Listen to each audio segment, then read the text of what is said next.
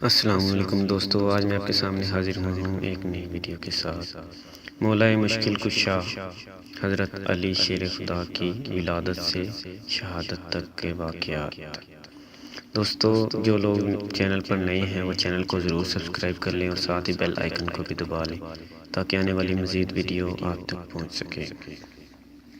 حضرت علی شیر خدا کی ولادت باسعادت عمل میں آئی بھی نہ تھی کہ آپ کی کرامات و معجزات کا سلسلہ ایسا جاری ہوا جو آپ کی شہادت اور بعد شہادت سے لے کر اب تک اور رہتی دنیا تک آپ کے نام کے طفیل ایسے معجزات ظہور میں آتے رہیں گے جو آپ کی شان و عظمت کا نشان ہے۔ آپ ابھی اپنی مادری حضرت فاطمہ رضی اللہ تعالیٰ بنت اسد کے شکم میں تھے۔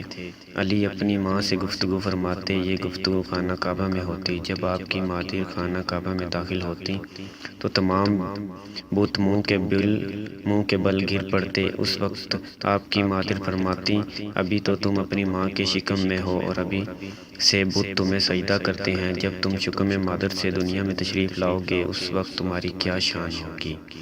مشہور و حروف حقیقت جس کے سامنے ہر ایک نے سر خم کیا ہے، یہ سعادت سوائے علی کے کسی اور کے حصے میں نہیں آئی۔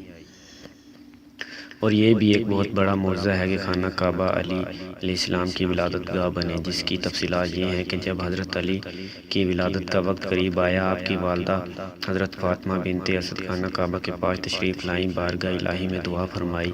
دعا ہونے والے فرزند کے طفیل منظور ہوئی، دیوار کعبہ شق ہوئی۔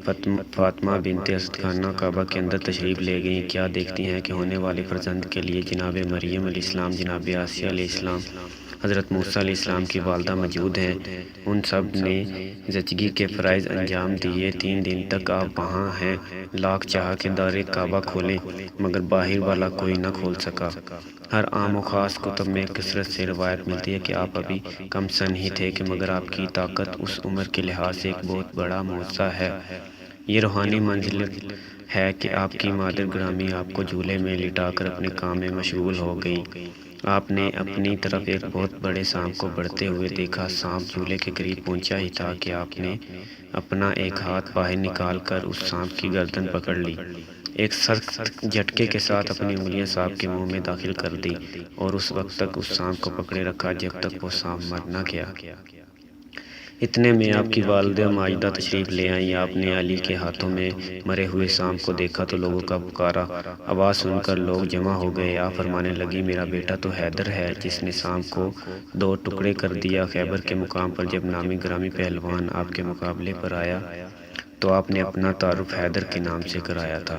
حضرت علی نے صفین کی جنگ کے موقع پر ایک ایسی بستی میں قیام فرمایا جہاں دور دور تک پانی کا نام و نشان نہ تھا۔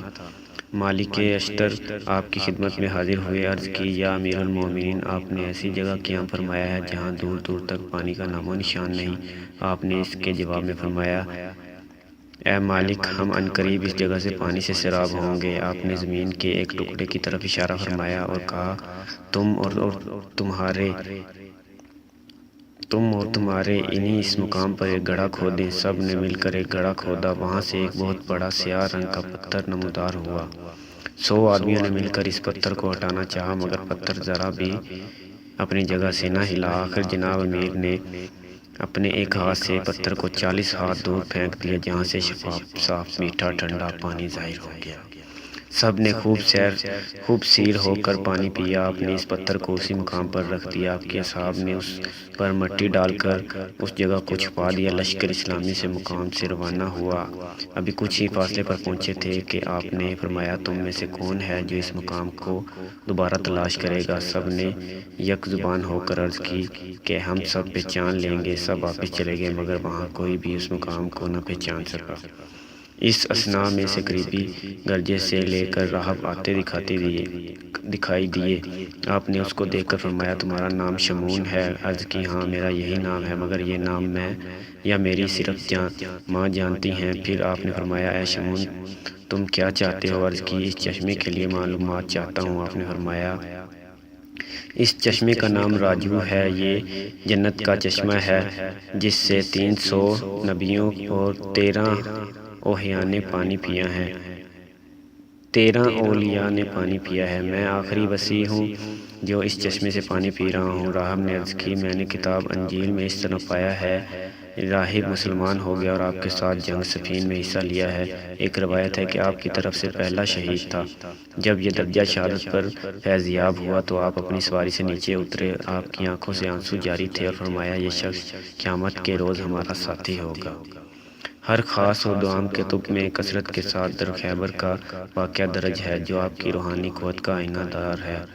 رسول صلی اللہ علیہ وآلہ وسلم نے حضرت علی کو بروز خیبر علم عطا فرمایا اور آپ کے حق میں دعا فرمائی۔ آپ یہودیوں کے مضبوط ترین قلعے کی طرف روانہ ہوئے اور نامی گرامی پہلوان کو شکست دی۔ یہودیوں نے جب دیکھا کہ اب ان کی خیر نہیں تو وہ قلعے کے اندر داخل ہو گئے اور دروازے کو اندر سے مضبوطی سے بند کر دیا۔ یہ لوگ اندر سے تیروں سے حملہ آور ہوئے۔ حضرت علی رضی اللہ تعالیٰ نے قلعے نے مضبوط ترین دروازے کو ایک جھٹکے سے ساتھ اس طرح اکھاڑا جیسے تیز ہوا روئی کو اڑا کر دہرا لے جاتی ہے۔ آپ نے اس دروازے کو 40 ہاتھ دور پھینک دیا۔ صفیہ کا بیان ہے کہ میں ایک طاق میں بیٹھی تھی کہ اچانک دروازے اکھڑنے کی وجہ سے منہ کے بل گر پڑی کہ شاید زلزلہ آ گیا ہے۔ کسی نے مجھے بتایا کہ حضرت علی نے قلعے کو چھٹکا دیا ہے، آپ کا ارادہ صرف اتنا تھا کہ در کو اکھاڑ دیں۔ بعض روایت میں ہے کہ آپ نے اس در کو ڈھال کے طور پر استعمال کیا۔ جابر سے روایت ہے کہ جب علی نے اس در کو اٹھا کر پھینک دیا تو تجربہ کے طور پر پہلے 40 پھر 70 پھر 100 آدمیوں نے مل کر اس در کو اٹھانا چاہا، مگر در آس اقدر روزنی تھے کہ اس کو ہلا تک نہ سکے۔ اس در کے لیے مشہور ہے کہ 40 نامور پہلوان اس کو کھولا اور بند کیا کرتے تھے۔ آپ سے جب کسی نے اس کے لیے دریافت کیا تو حضرت علی علیہ السلام نے فرمایا، یہ گدائی یہ جسمانی قوت کا نتیجہ نہیں، یہ سب روحانی قوت اور آغوش رسالت علیہ السلام کی وجہ سے ہے۔ حضرت علی کی خدمت میں ایک یونانی حکیم حاضر ہوا۔ آپ کے چہرے اور پنڈیولوں کو دیکھنے کے بعد کہنے لگا، آپ کے چہرے کی زردی کا علاج تو میں کر سکتا ہوں، مگر پنڈیولوں کے پتلے کا علاج میرے پاس نہیں ہے۔ آپ نے فرمایا، میرے چہرے کی زردی کتنی مقدار میں چلی جائے گی؟ حکیم نے عرض کی، اگر آپ اس دوا میں سے 2 بالوں کے سروں کے برابر تناول فرما لیں تو آپ ٹھیک ہو جائیں گے، اور اگر 1 دانے کے برابر آدمی کھا لے تو آدمی کو مار دیتی ہے۔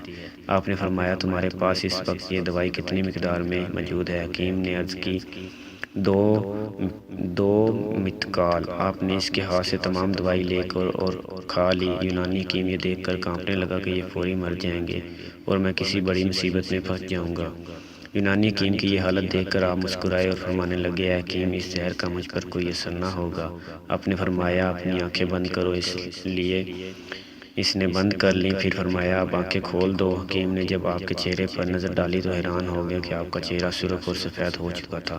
آپ نے فرمایا، کیا یہ تیرے زہر کی وجہ سے ہوا ہے؟ آپ نے پھر ایک چبوترے پر جس پر یہ یونانی حکیم بیٹھا ہوا تھا، اس کے اوپر 2 کمرے تھے، آپ نے اپنے ہاتھ سے اسے دیواروں سمیت اٹھا لیا۔ یہ دیکھ کر یونانی حکیم غش کھا کر گر پڑا۔ پھر آپ نے مکان کو اسی حالت میں رکھ دیا۔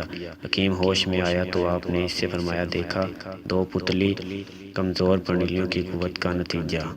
دوستو، اگر ویڈیو اچھی لگی ہو تو ویڈیو کو لائک اور شیئر ضرور کیجیے گا، اور میں آگے آپ کو اس کے بارے میں بتاؤں گا۔